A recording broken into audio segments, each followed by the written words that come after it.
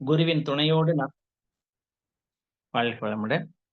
குருவின் துணையோடு நாம் சிந்திக்கவிருக்கும் தலைப்பு நினைப்பது நடக்கும். நினைப்பதெல்லாம் நடந்து விட்டால் தெய்வம் ஏதுமில்லை.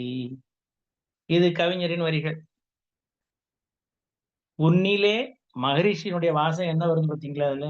அதாவது உன்னிலே நான் அடங்க என்னுள்ளே நீ விளங்க உனது தன்மை ஒளிர எனது உள்ளம் தூய்மை பெற்றேன். அப்போ இந்த இடத்துல நாமே தெய்வமாக ஆகிட்டா நினைப்பதெல்லாம் நடக்கும் தானே. நம் குருவும் மற்ற மகான்களும் இதை பத்தி என்ன சொல்றாங்க அப்படிங்கிறத பார்ப்போமா? வாழ்க வளமுடன். அதாவது பொதுவாவே அறிவாளிகளுக்கு வாழ்வில் கண்டிப்பா ஒரு இலக்கு இருக்கும் தானே, அதாவது குறிக்கோள்.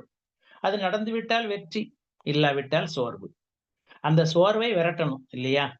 அதற்காக நமக்கு நம் குரு வேதாத்திரி மகர்ஷி அவர்கள் அருளியுள்ள பொக்கிஷம் தான் இந்த மனவளக்கலை.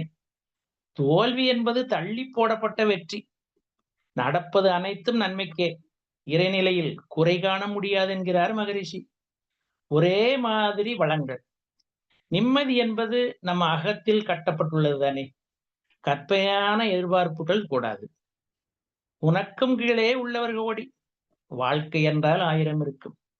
எதையும் தாங்கும் இதயம் இருந்தால் குழப்பம் என்பது தூள் தூள். அப்படித்தானே? எப்படி? தவம் செய்தால் எதனால் குழப்பம் என்பது தெரியும். தவம் செஞ்சுட்டால் நமக்கு அந்த இடத்துல உடனடியாக அங்க ரிசல்ட் வர ஆரம்பிச்சிருது. அதற்கு விடயம் கிடைத்து விடும். சூறாவளி அடித்துக் கொண்டே இருக்கும்.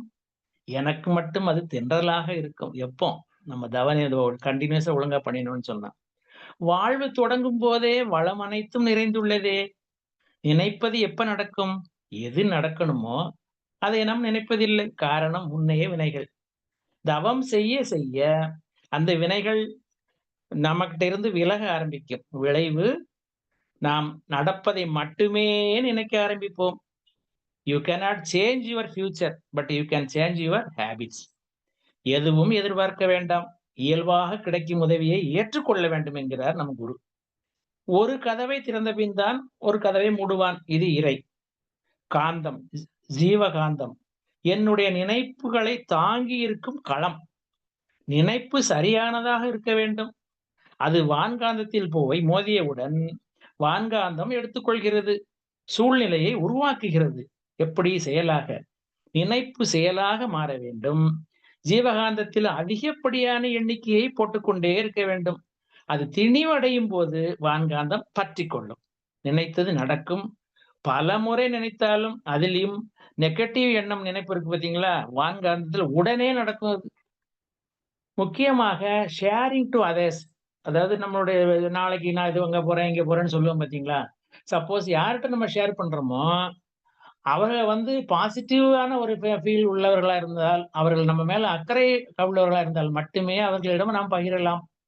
ஏன்னா, கல்லடி பட்டாலும் கண்ணடி படக்கூடாது என்பார்கள். என்ன ஏனென்றால் அது காந்தம். நம்ம ஆறா ஸ்ட்ராங்காக இல்லாவிட்டால் அங்கே தடங்கல் வந்துவிடும். வான்காந்தம் ஜீவகாந்தத்திடமிருந்து எதிர்பார்ப்பது எந்த சொல் நன்றி சொல்லுமோ அதற்கு தான் வான்காந்தம் இன்னும் இன்னும் கொடுத்து கொண்டே இருக்கும். ஜீவகாந்தம் வான்காந்தத்துக்குள் ஊடுருவ மகான் தந்துள்ள ஜீவகாந்த பெருக்க பயிற்சி. அப்படி பண்ணும்போது நமக்கு என்ன ஆகுதுன்னா, பாசிட்டிவ் நினைப்புகள் கூடும், நெகட்டிவ் பதிவுகள் குறையும். அதுபோல காலை மாலை தவம் செய்து காந்தத்தை திணிவுபடுத்தணும். ஆறாவை விரிவுபடுத்தணும், தூய்மைப்படுத்தணும். இப்போ ஃபேன்ல ஒண்ணு வைக்கும், அது என்ன சரி மெல்ல ஓடுது. அதை அப்படியே இன்கிரீஸ் பண்ணி 5ல வச்சுட்டா வேகமா சுழலுது இல்லையா? அதுபோல நம்மளுடைய வலிமையை கூட்டணும். எதை நினைக்கிறோமோ அது சார்ந்த குவாலிஃபிகேஷனை டெவலப் பண்ணணும். அது ரொம்ப முக்கியம். தகுதிங்கிறது ஒண்ணு. அது மட்டும் இல்லாம தினசரி கடமைகளை ஒழுங்காக செய்தாலே நினைப்பது நடக்கும். அடுத்தது பயம் கூடாது என்கிறார் மகரிஷி. அந்த பயமானது நம்மை பின்னோக்கி தள்ளிவிடும். எப்படி? குளத்தில் தண்ணீர், நாய் போய் நிக்கும்போது உருவத்தை கண்டோனே பயந்து ஓடுது பார்த்தீங்களா? அப்படி ஓடும்போது என்ன ஆகுது? அதற்கு உள்ள தாகத்தை அந்த பயமே குடித்து விடுகிறது. அடுத்தாப்புல இறை நம்பிக்கை. நடத்தி கொடுப்பான் என நம்பணும். இப்போ கண்ணப்ப நாயனார் கதை நமக்கு தெரியும். தன்னுடைய கண்ணையே நோண்டி எடுத்து இறைவனுக்கு வச்சார். அதே போல அடுத்தது முயற்சி பண்ண வேண்டும். பின்வாங்கவே கூடாது. இப்ப பெர்னாட் ஷா சொல்லும்போது 10 முறை முயற்சி செய்தால் 1 முறை வெற்றி. அப்ப 10 வெற்றிக்கு 100 முறை முயற்சி செய்யணும். அதேபோல இறை உணர்வு என்பது ஒரு மரத்தை கூட, மலரை கூட பார்க்கும்போது நமக்கு இறை உணர்வோட பார்க்கணும். அதுதான் இறை உணர்வு அப்படிங்கிறது. நம் குருமகான பொறுத்தவரையில பார்த்தீங்கன்னா, அவரு நமக்காக பிறந்த ஒரு ஸ்பிரிச்சுவல் டீச்சர், எ ஜாய்ஃபுல் டீச்சர்ன்னு கூட சொல்லலாம். அதேபோல இந்த ஹை வோல்டேஜ் இருக்கக்கூடிய கரண்ட் இருக்கு பார்த்தீங்களா? அதுக்குள்ள வயருக்கு இன்சுலேஷன் மாதிரி நம்ம மனசு சரியா இருக்கிறதுக்கு தான் அந்த தவம். அப்போ நல்ல நினைவுகள் மட்டுமே வரும். மன அலைச்சூழல் குறையும். விழிப்புணர்வு கண்டிப்பா வரும். அது மாதிரி விருப்பத்தோடு செய்யும்போது அர்ப்பணிப்பு அங்க வரும். இப்ப கர்ப்பிணி பெண்கள் எடுத்துக்கோங்களேன். குழந்தை பேறு வரைக்கும் அவங்க படுற சிரமங்கள் மாளாது. அத தாங்குறாங்க. மகிழ்ச்சியோட ஏற்றுக்கொள்கிறாங்க. காரணம் என்ன? அங்க அர்ப்பணிப்புங்கிற உணர்வு. அப்போ கிடைத்து விட்டதாக நினையுங்கள் அப்படிங்கிறது பைபிள். எப்படி சொல்லுது? பாசிட்டிவா நினைக்க சொல்லுது. கிடைத்து விட்டதாக நினையுங்கள்.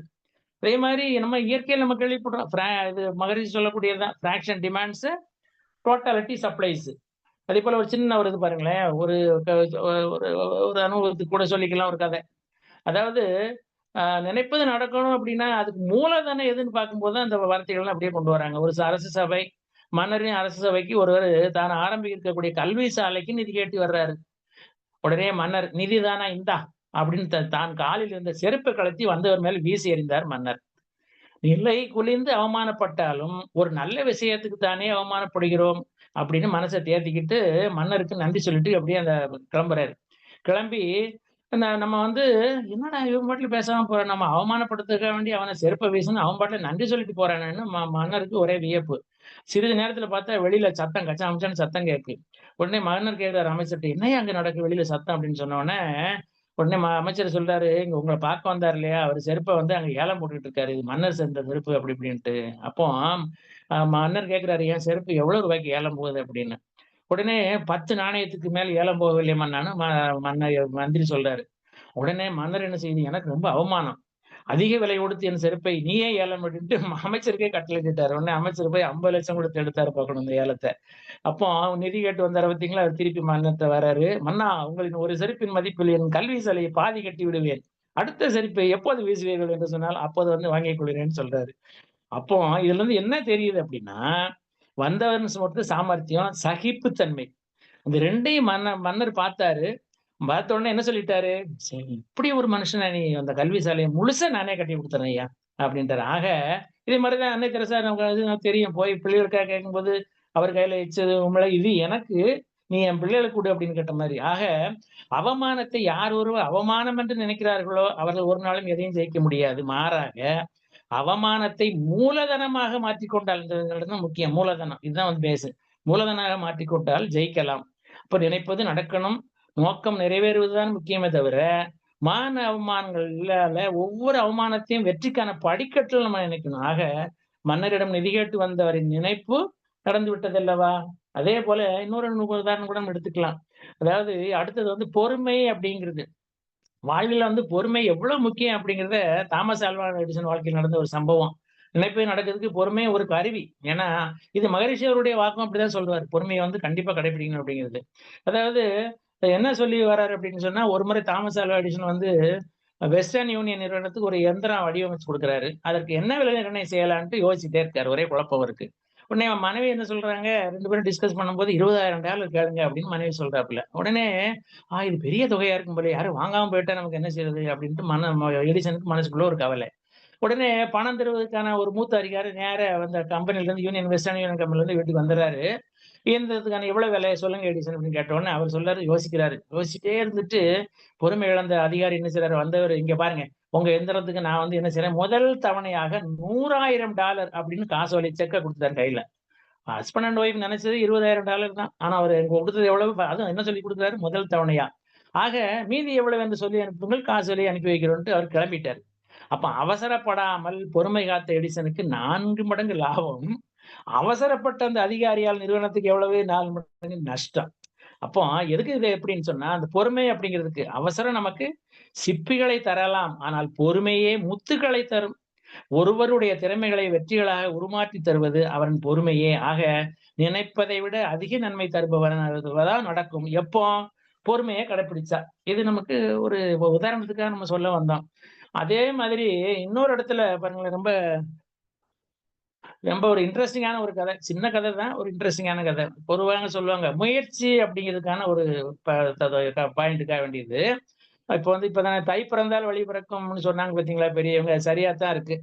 அப்படின்ட்டு ஒரு கணவர் சொல்லிட்டு இருக்காரு. உடனே மனைவி, "என்ன விஷயம்? புரியாம அப்படின்ட்டு எனக்கு புரியலையே" அப்படின்னு சொல்றாப்புல. உடனே அவர் சொல்றாரு, "நம்ம லட்சுமிய யாராச்சும் ஒருத்தர் கையில புடிச்சு குடுத்துட்டா, நாமும் எவ்வளவு நாளா முயற்சி பண்ணிட்டு இருக்கோம். நடந்ததா? இப்பதான் அதுக்கு காலம் கனிச்சு வந்திருக்குன்னு" சொல்றாரு. உடனே மனைவி சொல்றா, "நிஜமாவா?" அப்படிங்கிறாப்புல. "ஆமா. நம்ம லட்சுமிய பார்க்க இன்னைக்கு ஆள் வர்றதா தரகர் ஃபோன் பண்ணாரு" அப்படின்னு. "அவன் எப்ப வர்றாங்கன்னு இந்த அம்மா கேட்குது." "சாயங்காலம் 5 மணிக்கு லட்சுமிய தயார் பண்ணி விடு" அப்படின்னு சொல்ற உடனே, வர்றது மட்டும் இல்லாம வரவங்களுக்கு கொஞ்சம் காப்பி, தண்ணி ஏற்பாடு பண்ணுன்னு சொல்லிர்றாரு. 5 மணி ஆச்சு. 2 பேரும் ரொம்ப டென்ஷன்ல இருக்காங்க. "ஏங்க 5 மணி ஆச்சு இன்னும் காணோமே" அப்படிங்கிறாப்புல அந்த அம்மா. உடனே "பொறும்மா, தரகர் வந்து சொன்னபடி நடக்கிறவரு வந்துருவாரு" அப்படிங்கிறாப்புல. உடனே தூரத்துல வந்து 2 வராங்க 2 பேரு. வந்து உடனே வந்தவுடனே சொல்றாரு ஒருத்தரு வந்தவரு, "ஆ பேச்சுவார்த்தைலாம் நம்ம பேசிட்டோம். இதுல எதுவும் குறுக்கிட வேண்டாம்" அப்படின்னு சொன்ன உடனே, உங்க தரகர் இருந்துட்டு சொல்றாரு. 3 பேரும் உட்கார்ந்தாங்க வந்தவங்க 2 பேரு. இந்த தரகர் எல்லாமே சேர்ந்து உட்கார்ந்தோம். டீ, பிஸ்கட் சாப்பிட்டாங்க. பேச்சுவார்த்தைக்கு நடந்துச்சு. "என்ன பேசுனதெல்லாம் சரிதானேன்னு" சொல்றாரு. யாரு? தரகரு. "ஆமா, எனக்கு சம்மதம் தான்னு" சொன்ன உடனே பூரண சம்மதம்ன்ட்டாரு. "தீபாவளி, பொங்கல்னு வாங்கின கடன்லாம் அப்படியே இருக்கு. இந்த லட்சுமிய உங்க கையில புடிச்சு குடுத்துட்டு காசு வாங்கினா தான் எனக்கு நிம்மதி. கடன் அம்புட்டும் கழுத்த நெரிக்குதுன்னு" சொன்ன உடனே தன் வீட்டில் தொழுவத்தில் கட்டியிருந்த லட்சுமியை பசு அவர் கையில் ஒப்படைத்தார். இதுவும் ஒரு வகையில நெருக்கடியான நினைவுதான். அதுவும் நடக்கத்தான் செய்கிறது. காரணம் என்ன? இங்க கணவனும் சரி, மனைவியும் சரி களங்கமில்லாத முயற்சி. அந்த முயற்சி இருந்தா கண்டிப்பா நம்ம நினைச்சது நடக்கும் அப்படிங்கிறது. அதுபோல இந்த மேலாண்மை அப்படிங்கிறது ரொம்ப முக்கியம். இப்போ ஒரு பணி வந்து நம்மட்ட குடுக்குறாங்கன்னு வச்சுக்கோங்க. இப்ப அப்படி குடுக்கும்போது அங்க எடுத்து உடனே வந்து அந்த பணி குடுக்கையில நிர்வாகம் நம்ம தான் அந்த நிர்வாகத்தினுடைய பொறுப்பு நம்மட்ட தான வரும்போது, எல்லா விஷயங்களையும் அதுல எப்ப நமக்கு சைன் பண்ண முடியும் அப்படின்னா, அதுல நெறைய விஷயங்கள சம்பந்தப்பட்டத நம்ம தெரிஞ்சுக்கிறணும். நல்ல எல்லா விஷயங்களும் சிறப்பான இருக்கணும். அது மட்டும் இல்ல, அந்த அத ஹேண்டில் பண்றதுக்கு நம்முடைய தகுதிய வந்து வளர்த்துக்கிறணும். அதுதான் ரொம்ப முக்கியம் அந்த இடத்துல. அப்போ அப்படி வரும்போது என்ன ஆகுது அப்படின்னா, நம்பிக்கையோட கண்டிப்பா செயல்படணும். அதே மாதிரி இதுக்கு வந்து ரொம்ப ரொம்ப முக்கியமானது என்னன்னா, நேர மேலாண்மை அப்படிங்கிறது மகரிஷி அடிக்கடி சொல்றாரு. அந்த நேர மேலாண்மையோட இங்க ஆட் பண்ணிக்கிற வேண்டியது ஆரோக்கிய மேலாண்மை. ஆரோக்கிய மேலாண்மை வந்து நமக்கு தெரியும் நமக்கு உடல் நலத்த நல்லா வச்சுக்கணும் அப்படிங்கிறது. அதேபோல இன்னொரு முக்கியமான விஷயம். முடியாது, நடக்காது என்ற எதிர்மறையான கருத்துக்கள் சொல்லக்கூடியவங்க பார்த்தீங்களா, அவங்ககிட்ட இருந்து விலகித்தான் அந்த ஒதுக்குங்கிற மாரி, ஒரு மாரி எத எடுத்தாலும் "நீ எங்க தேற போறன்னு" சொல்றாங்கன்னு வச்சுக்கோங்க நண்பர்களே. அவங்ககிட்ட இருந்து கொஞ்சம் தள்ளி இருந்துக்கிறணும். அதேபோல உங்கள் எண்ணம் சரியாக இருந்தால், அனைத்திலும் நீங்கள் உச்சம் பெறுவீர்கள். அப்படிங்கிறது தான் அதுல உள்ள ஒரு பாயிண்ட். அப்போ நினைப்பது நடந்தே தீரும். எப்போ? இந்த நேர மேலாண்மை பிளஸ் ஆரோக்கிய மேலாண்மை. இந்த 2ம் நம்மிடம் குடிகொண்டால் கண்டிப்பா அது நடக்கும் அப்படிங்கிறது. அதே மாரி இன்னொன்னு கூட இது பூரா மகரிஷி கருத்துக்கள்ல வரக்கூடியது தான். இதுல மகான் விவேகானந்தர் என்ன சொல்றாரு பார்த்தீங்கன்னா அப்படின்னா, அதாவது இந்த உடல் அ வலிமை, மன வலிமைன்னு ப ப ப பார்த்தோம் பார்த்தீங்களா? உடல் ஆரோக்கிய மேலாண்மை அப்படின்னு வரக்கூடும்போது, அவர் என்ன சொல்றார் அப்படின்னா, விவேகானந்தர் மகான் விவேகானந்தர் என்ன சொல்றாரு அப்படின்னா, "வாழ்க்கையில எத்தகைய உயரத்தை எட்டினாலும் அர்த்தம் உள்ளதாக அதை மாற்ற உடலும், மனமும் வலிமையாக இருக்க வேண்டும்." அப்படின்னு சொல்றாரு விவேகானந்தர். அப்போ நினைப்பது நடக்கணுமா அப்படின்னா, முதல் படியாக அச்சத்தை தவிர்க்க வேண்டும். அந்த பயத்த இப்ப சொன்னேன் பார்த்தீங்களா? தண்ணி குடிக்கிற நாய் கதை அது மாதிரி அச்சம் தவிர்க்க வேண்டும் அப்படிங்கிறாரு விவேகானந்தர். எதற்கும் அஞ்ச தேவையில்லை. உன்னால் அற்புதமான செயல்களை செய்ய முடியும். உன்னால் முடியும் தம்பின்னு சொல்ற மாரி. ஆனால், நீ பயப்படும் நொடி பொழுதிலேயே உன்னை இழக்கிறாய். பயம் வந்துட்டாலே அந்த இடத்துல போயிடுது. லாஸ் ஆயிடுது. உன்னை இழக்கிறாய். இவ்வுலகில் அத்துணை துன்பங்களுக்குமே காரணம் அச்சமே. உனக்குள் சக்தி குடிகொண்டிருக்கிறது. அதை உணர்ந்தால் எதுவும் சாத்தியமே. நீ பலம் வாய்ந்தவன், பலவீனமானவன் அல்ல என்பதை கண்டிப்பா வந்து நீ அப்படி நினைச்சுக்கணும் அப்படிங்கிறாரு. அதே போல நெகட்டிவ் தாட்ஸ் இருக்கக்கூடாதுங்கிறத மகான் வந்து அடிக்கடி சொல்லி வர்றது. எழுந்து நின்று உனக்குள் இருக்கும் தெய்வீக தன்மையை வெளிப்படுத்து. ஆகையால் நிமிர்ந்து நில் விழித்திரு. இது வந்து விவேகானந்தர் அடிக்கடி சொல்லக்கூடியது. உன்னுடைய இலக்கை எட்டும் வரை ஓயாதே அப்படிங்கிறாரு. அவர் கூறிய அந்த வார்த்தை பார்த்தீங்கன்னா, இளைஞர்களுக்கு எக்காலம் எல்லா நாளும் பொருந்தும். கண்டிப்பா அது உத்வேகம் ஊட்டும். மன வலிமையை மட்டும் அல்லாமல் உடல் ஆரோக்கியத்தையும் முன்னிலைப்படுத்தும். கண்டிப்பா இது வந்து நமக்கு இது வந்து மேன்மையை குடுக்கும் அப்படிங்கிறது தான். ஆக நினைப்பது நடக்க மன வலிமையோடும் உடல் ஆரோக்கியம் ரொம்ப முக்கியம் என்கிறார் மகான் விவேகானந்தர். அதேபோல இன்னொரு இடத்துல மகா பெரியவர் வந்து தெரியும் நமக்கு காஞ்சிபுரம் மகா பெரியவர். அவரு ஒரு இடத்துல அவரு இதுல நடந்த சம்பவம் இது. அதாவது ஒரு முறை காஞ்சி மடத்துல வந்து பூஜை முடிஞ்ச உடனே அவர் எல்லாரும் தீர்த்தம் குடுப்பாரு பார்த்தீங்களா? அந்த சமயத்துல எல்லாம் வரிசையில நிக்காங்க. வரிசையில நிக்கும்போது ஒரு அம்மா என்ன செய்யுது, வந்து அடிச்சு புடிச்சு வந்து நிக்குது. லாஸ்ட்ல நிக்குது. இப்ப இவரு உணர்ந்துட்டாரு. எப்படின்னா, இது மாதிரி இந்த அம்மா வந்து இங்க நிக்கிறாங்களே, அவங்க வந்து ஒரு தெய்வ அருள் பெற்ற ஒரு அம்மாவாச்சே.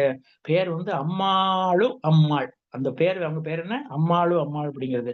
அப்போ அத மைண்ட் அப்படி பார்த்த உடனே டக்குன்னு என்ன பண்ணிட்டாரு, அந்த தீர்த்த பிரசாதம் வழங்கி கொண்டு வந்த பெரியவரு அந்த ஒரு உத்தரணின்னு சொல்லுவோம் பார்த்தீங்களா, அத அந்த பாத்திரத்திலேயே போட்டாரு. அப்ப அங்க தான் வந்து அந்த இடத்துல அம்மா நிக்குது. என்ன நிக்குது அப்டின்னா, அந்த பெரியவருக்கு முன்னாடி அந்த பெண்மணி நின்னு கொண்டு திகைச்சு போனாங்க. என்னடா நம்ம வந்து நிக்கிறோம், பிரசாதத்துக்காக வேண்டி தான் நிக்கிறோம். இது இப்டி போட்டாங்களே என்ன செய்றது அப்டின்னு. உடனே அந்த மொமெண்ட் என்ன பண்றாரு பெரியவா, கண்கள மூடி அப்படியே தியானத்துக்கு போயிட்டாரு. திரும்ப கண்ண திறக்கிறாரு. கண்ண திறந்து பார்த்த உடனே, அ உடனே என்ன செய்றாரு அப்டின்னு சொன்னா, டக்குன்னு இப்ப இந்த ப ப ப இந்த அம்மா நிக்குது பார்த்தீங்களா? பார்த்த உடனே அங்க ஒரு அம்மா நின்னுகிட்டு இருக்கிற சமயத்துல, அவரு வந்து நித்திய உபவாசி. அவர் நின்னுட்டு இருக்கிற சமயத்துல, நான் எப்படி அந்த பிரசாதத்த குடுக்க முடியும்னு தான் நான் நெனச்சுட்டு டக்குனு ஸ்டாப் பண்ணுனேன்.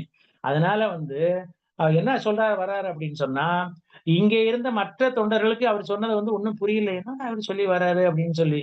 ஒருத்தர் முகத்த பார்த்துக்கிட்டாங்க. அந்த சமயத்துல தான் அந்த ஒரு அந்த அம்மா வந்து நின்னுச்சு பார்த்தீங்களா? கடைசி வரிசையில இருந்த அம்மா. இந்த அம்மா பார்த்து சொல்றாரு, "இது மாரி நீங்க வரிசையில நின்னுட்டு இருக்கிறது எனக்கு தெரியும். அதனால தான் வந்து நீங்க வந்து முன்னாடி வர வரைக்கும் நான் அத குடுக்க ஆரம்பிச்சேன். முன்னாடி வந்த உடனே நான் நிறுத்திக்கிட்டேன் இடையிலேயே." அப்படிங்கிற மாரி சொன்னாரு. இதுலருந்து என்ன செய் செ செய்ய செ செய்தி வருது அப்படின்னு சொன்னா, அ இப்ப பெரியவள பார்த்த உடனே அந்த அம்பாள் வந்து என்ன பண்றாங்க, நமஸ்கரிக்கிறதுக்காக கீழ குனியிறாங்க. குனிஞ்ச உடனே மகான் என்ன செய்றாரு, அந்த கைய அசைச்சுட்டு அந்த குனியறத மறுக்கிறாரு. இந்த இடத்துல கிளைமாக்ஸ் ஹைலைட். இப்பதான் வந்து அந்த அம்மா என்ன சொல்றாங்க அப்படின்னா, அதுக்கு அவர் என்ன சொல்றாருன்னா, அந்த அம்மா வந்து மகான பார்த்து சொல்றாரு பெரியவா பார்த்து. "சன்னியாசிகளை எங்கே பார்த்தாலும் அவர்கள் விழுந்து நமஸ்கரிப்பது ஒரு மரபு.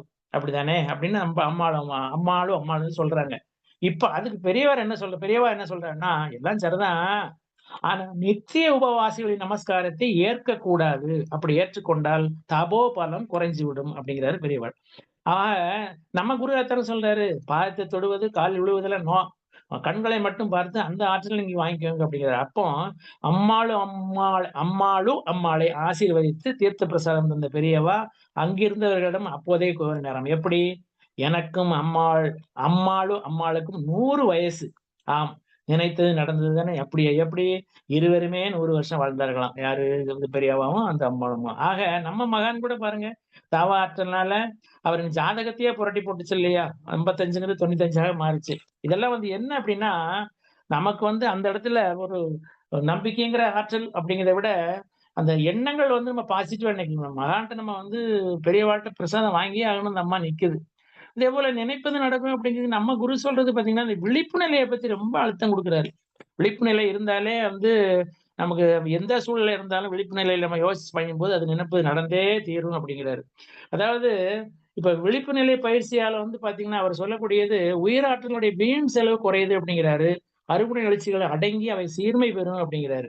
பழி செயல்கள் விளையாது, மனதிற்கு அமைதி கிட்டும், அறிவும் நாளுக்கு நாள் தெளிவடையும் அப்படிங்கிற. ஆக இந்த மனவளக்கலை பயிற்சிகள் வந்து நமக்கு செய்யும்போது, மகான் சொல்லக்கூடிய இந்த விழிப்பு நிலை கண்டிப்பா கிடைக்குங்கிறது. இதுல முடிவா அவர் இன்னொன்னு சொல்றாரு.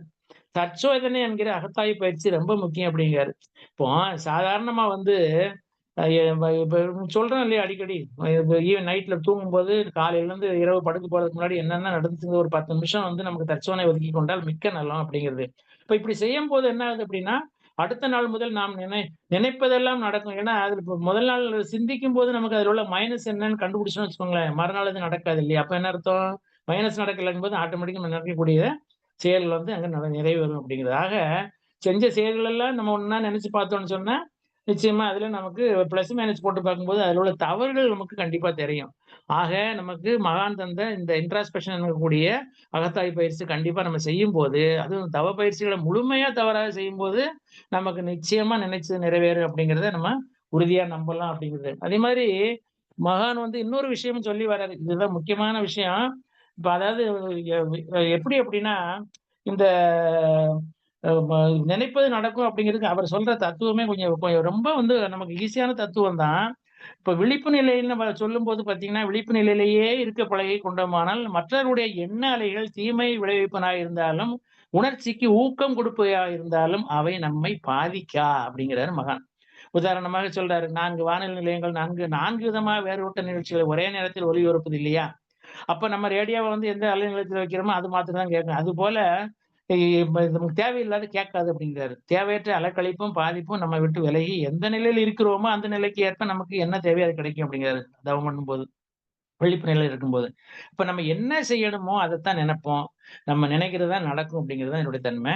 அதேபோல மனித திறமை அதிகரிக்க அதிகரிக்க நாம எங்க போனாலும் மற்றவர் அந்த அலையினாலேயே கட்டுப்பட்டு நம் மதிப்பை உணர்ந்து புரிந்து கொள்ள அவர்களுக்கு எண்ணம் தோன்றும். தேஜஸ்ன்னு சொல்றோம் பார்த்தீங்களா? அதே மாரி எங்க போனாலும் நமக்கு வெற்றியாகவே இருக்கும்.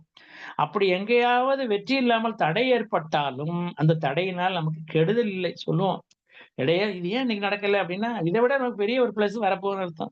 நம்மை திருப்பி விடுவதற்காக இந்த அலைநீளத்தின் தேவையில்லாதவற்றை தள்ளி விடுகிறது அப்படின்னு அர்த்தம். அதனால அந்த வேலை நடக்கல அப்படின்னு நம்ம நினைச்சுக்கிடணும். அப்படி நினைச்சுக்கிட்டா நம்ம மனசுல ஒரு அமைதி கிடைக்குது. எந்த காலத்திலும், எந்த சூழ்நிலையிலும் அந்த வேலை நடக்க வேண்டுமோ, அப்போது தானாகவே நடந்து விடும் என்கிறார் குரு. முற்றறிவு டோட்டல் கான்ஷியஸ்னஸ் அப்படின்ட்டு ஒரு வாசகம் சொல்றாரு. அப்படி முற்றறிவுன்னு சொல்லக்கூடிய பிரபஞ்சம் முழுவதும் நிறைந்திருக்கக்கூடிய அறிவு தான் எங்க எல்லா இடமும் இருக்கு. அது தொகுப்பறிவு. அதாவது கலெக்டிவ் நாலேட்ஜ் அப்படிங்கிறாரு. அதனால நாம எண்ணிய எண்ணத்திற்குரிய காலமும் வேகம் வரும்போது, அது தானாகவே மலர்ந்து செயலாகிறது என்கிறார் நம்ம குரு. அதுபோல திரு வள்ளுவ பிறந்தய கூட என்ன சொல்றாரு அப்படின்னா, இந்த இத இந்த டாபிக்ல வரும்போது அவர் சொல்லக்கூடிய ஒரு குறள் பாருங்க. "உரன் என்னும் அ தோ தோட்டியான் ஓர்கந்தும் காப்பான் வரன் என்னும் வைப்பிற்கு ஓர் வித்து." அதாவது அறிவினால 5 புலன்களையும் அடக்கி ஆளும் வல்லமை பெற்றவன், மெய்ப்பொருள் உணர தகுதி பெற்றவன். இறைநிலை எப்படி உணர்றது அப்படிங்கிறதுக்கான குறள் இது. இப்ப தகுதி வந்தாச்சு. மெய்ப்பொருளை உணர வந்தாச்சு அப்படின்னு தான் நம்ம நினைச்சுக்கிறணும். ஏன்னா, மெய்ப்பொருளாகவே நம்ம ஆயிரும் இல்லையா? தவம் வந்து ஆழ்ந்து பண்ண பண்ண. அப்புறம் என்ன?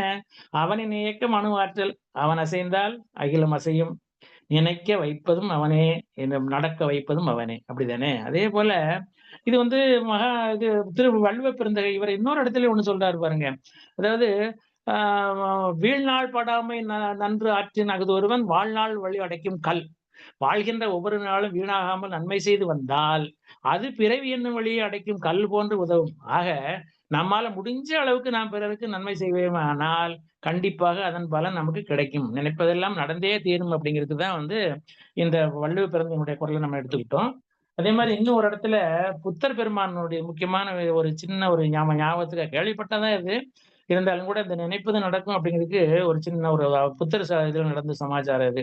அதாவது புத்தர் தியானத்த முடிச்சுட்டு நிமிர்ந்து நிக்கிறாரு. உடனே ஒரு சீடர் வந்து என்ன செய்றாரு, புத்தரை வணங்கி, "என்ன வேணும் அப்படின்னு சொல்லு" அப்படிங்கிறாரு புத்தரு. "குருதேவா, நீங்கள் அனுமதி கொடுத்தால் நான் ஊர் சுத்தி தேசத்தை சுற்றி வர விரும்புகிறேன்" அப்படிங்கிறாரு. "நான் நினைப்பது நடக்குமா?" அப்படிங்கிறாரு சீடரு. அதுக்கு புத்தர் சொல்றாரு, "அப்பா, உலகில் நல்லவர்கள், கெட்டவர்கள் என்ற இரு பிரிவினரும் கலந்து தானே இருக்கிறார்கள். தீயவர்கள் உன்னை திட்டுவார்கள். வாயில் வந்தபடி ஏசுவார்கள். அப்போது நீ என்ன செய்வாய்?" அப்படின்னு புத்தர் கேட்கிறார். உடனே சீடர் சொல்றாரு, "அவர்கள் மிகவும் நல்லவர்கள் என்று நினைப்பேன். ஏனென்றால், அவர்கள் என்னை அடிக்கவோ, மண்ணை வாரி என் மீது வீசவோ இல்லையே" அப்படின்னாரு சீடர். அடுத்தாப்புல புத்தர் விட்டாரா, "அவர்கள் உன்னை அடிக்கவும் அடிக்கலாம், மண்ணை வாரி உன் மீது வீசவும் வீசலாம். இப்போது என்ன செய்வாய்?" அப்படின்னு கேட்கிறார். உடனே அதுக்கு சீடர், "அப்போதும் அவர்களை மிகவும் நல்லவர்கள் என்று நினைப்பேன் நான். ஏனென்றால், அவர்கள் என்னை குச்சியால் அடிக்கவில்லையே" அப்படின்னு சொன்னா, "அப்படியா? அவர்கள் உன்னை குச்சியாலும் அடிக்கலாம். அப்போது என்ன செய்வாய்ன்னு?" கேட்கிறாரு புத்தர். அப்போ இவரு சீடரு, "சந்தோஷப்படுவேன். அப்போதும் அவர்களை மிகவும் நல்லவர்கள் என்று தான் நினைப்பேன். ஏனென்றால், அவர்கள் என்னை கத்தியால் வெட்டவில்லையே" அப்படிங்கிறாரு. சீடரும் விடல, புத்தரும் விடல. உடனே புத்தரு, "சிலர் உன்னை கத்தியாலும் வெட்டலாம். அப்போது என்ன செய்வாய்?" அப்படின்னு கேட்டவுடனே அதுக்கு அவரு, "அவர்கள் நல்லவர்கள் தான். ஏனென்றால் அவர்கள் என்னை கொல்லவில்லையே" அப்படிங்கிறார் சீடர். "சரி, அவர்கள் உன்னை கொல்வதாக வைத்துக்கொள். அப்போது என்ன செய்வாய்?" அப்படின்னு கேட்கிறாரு. உடனே அவரு சீடர், குருநாதா, இந்த உலகமோ துக்கமயமானது.